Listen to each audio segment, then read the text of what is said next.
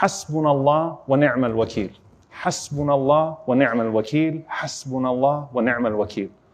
Allah is enough for us, and He is the best disposer of our affairs. And you know, subhanAllah, the best du'as, the ones that the Prophet ﷺ prescribed to us, that unlock the greatest blessings in our lives, sometimes when you're reading the rewards of these du'as, they're so unbelievable that you're just like, is it really possible that with one sentence, so much can come out? They are usually the du'as that have the greatest level of a combination of vulnerability and submission combined. And so you find, Ya Hayyu Ya Qayyum bi rahmatika astaghith aslih li sha'ni kullah wa la takilni ila nafsi tarfata ayn. The famous hadith that we've spoken about, O Hayyu Ya Qayyum, O ever living, O ever sustaining, in your mercy I put my trust.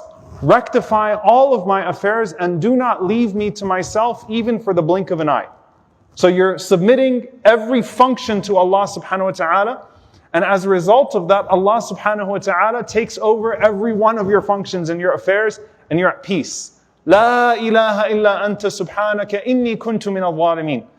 There is no God but you. How perfect are you? I was from the transgressors. The dua of Yunus alayhi salam, Jonah, peace be upon him, that the Prophet sallallahu alayhi wasallam said, no one says that dua except that Allah subhanahu wa ta'ala will answer their need when they make that dua, when they make that dhikr. And here, Hasbi Allah wa ni'mal wakeel. Hasbunallah wa ni'mal wakeel. Allah is enough for me, and He is the best disposer of my affairs.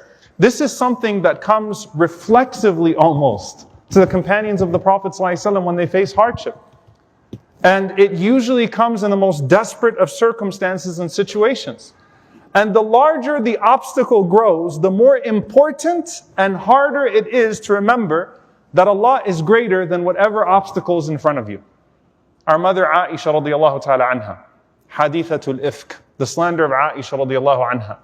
She leaned on two statements of prophets that came before. She leaned on the statement of Yaqub alayhi salam, Nama ashku bathi wa huzni ila Allah. I complain of my grief and my sadness only to Allah subhanahu wa ta'ala. And she leaned on Hasbi Allah wa ni'mal wakeel. She was saying, as she looked around and she saw, Ya Allah, I have no one here supporting me.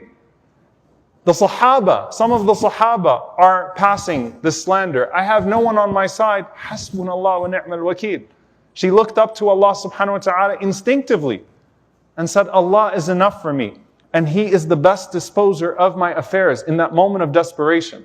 So I want us to look for a moment, inshaAllah ta'ala, as we are coming into the days of Dhul Hijjah, at our father Ibrahim alayhi salam, and then our messenger sallallahu alayhi wasallam. And I'm going to share some of the miracles of this dua that Ibn al-Qayyim rahimahullah ta'ala elucidates so beautifully from the various verses that are mentioned. But before I get to the verses and what Ibn al-Qayyim rahimahullah said of the various fawaid, the various benefits of this verse, imagine Ibrahim alayhi salam.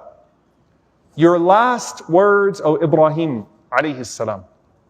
Imagine Ibrahim alayhi salam in front of the largest fire that anyone has ever seen, about to be catapulted into it, stripped of his clothes and his dignity and support. No one around him, everywhere he looks around, like Ta'if, which was the hardest day of the Prophet ﷺ's life. Any direction he looks in, all he sees is jeering and mockery and people egging on those that are going to throw him into the fire. He has no one, subhanAllah. I mean, that is trauma. Can't find a single person in the crowd that says, don't worry, you're okay. He doesn't have even a secret supporter amongst them that's standing in that crowd. All of them yelling, cheering, jeering, ready for him to be thrown into that fire, alayhi salatu wassalam.